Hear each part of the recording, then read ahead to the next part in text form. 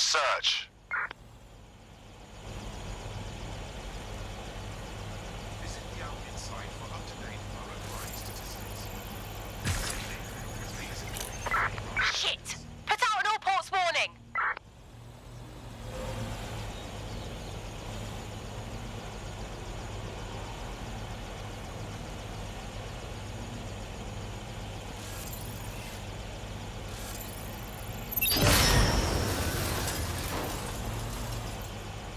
Any On luck a search. yet? Make it quick. Drone, initiate search.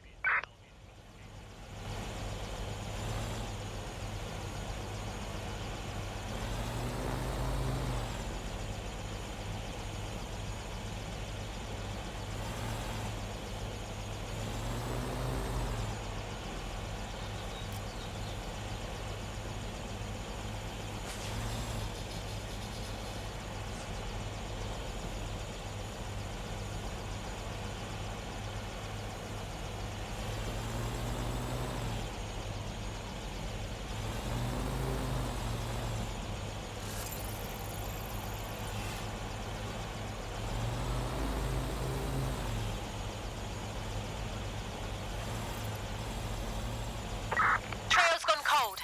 Let's regroup.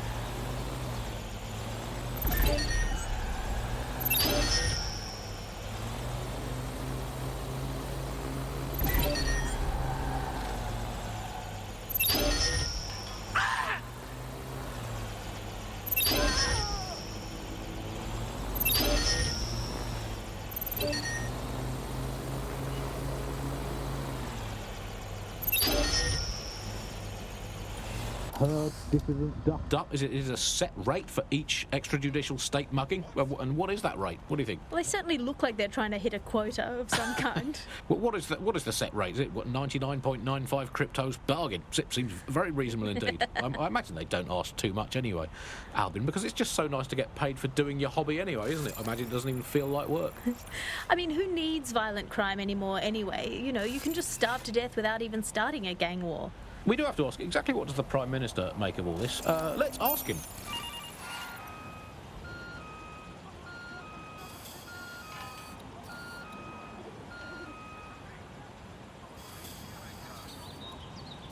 Albion needs your help to keep London safe.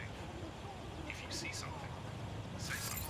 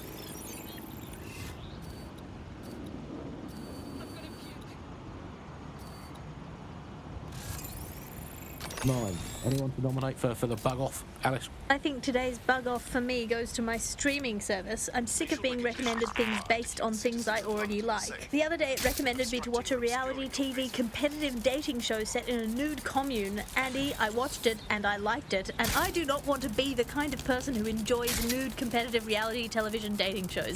I did not want to know that about myself. I have to go sit in a corner and cry. That's it from the bug. Don't forget the live show that is so secret it is definitely not happening at the usual time and place this month. Definitely not. And definitely do not tell anyone not to come to it. It's definitely not happening. Usual time and place. Bye-bye. After yet another death in custody, an increasing number of critics are accusing Albion of systematic prisoner maltreatment. Join us on GBB for a thorough examination of the conditions for prisoners in detention.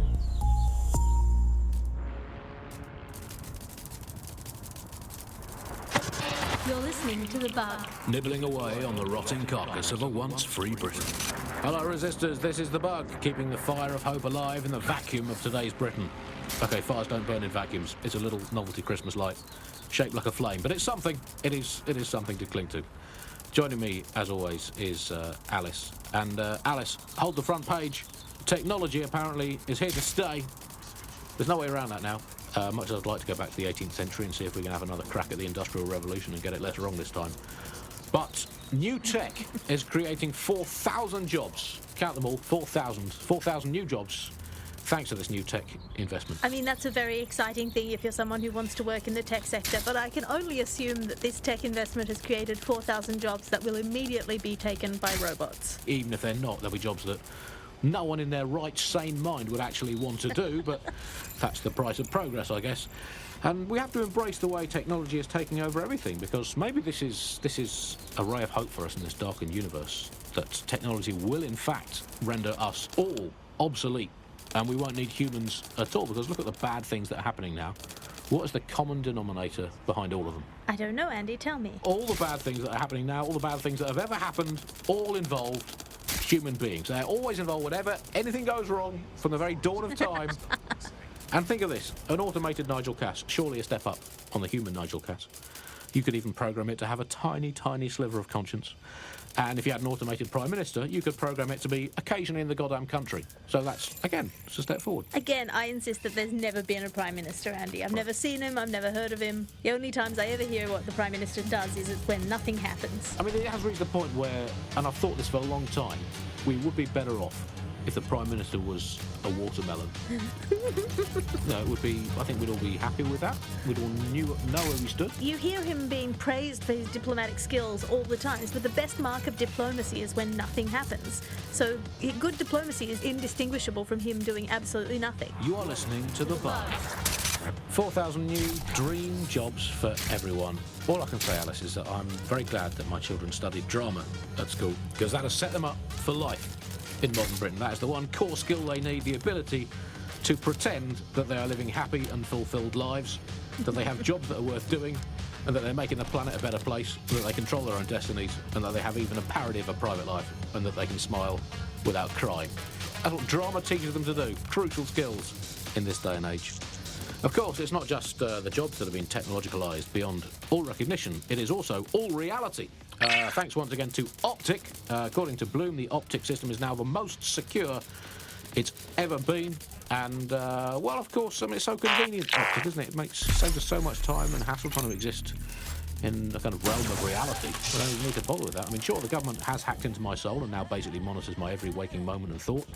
But at least I don't have to type, "Where's my nearest coffee shop?" into a search engine. At least I don't have to waste anything between 8 and 12 seconds every day going online to look up how to make a bowl of muesli. All clear here. And at least I'm not Whatever set frittering off the away my alarm must be precious mental nearby. energies thinking, what do I actually think? Drone, perform a Optic is search. so secure, Andy. It's more secure than a teenage girl reading a women's magazine. It's more secure than a comedian with a drinking problem. It's more secure than a young man who's just got his first motorcycle license. Finally, before we go today, bug off to the Prime Minister, who has once again FRO'd to who knows where this week. He sure as hell is not here in London. I remember back in the day, Alice, when our Prime Ministers were either incompetent or crooked, but not both at once. But actually, no, I can remember them being both at once. But incompetent, crooked, and not even in the country, that is one impressive triple whammy. I've had lions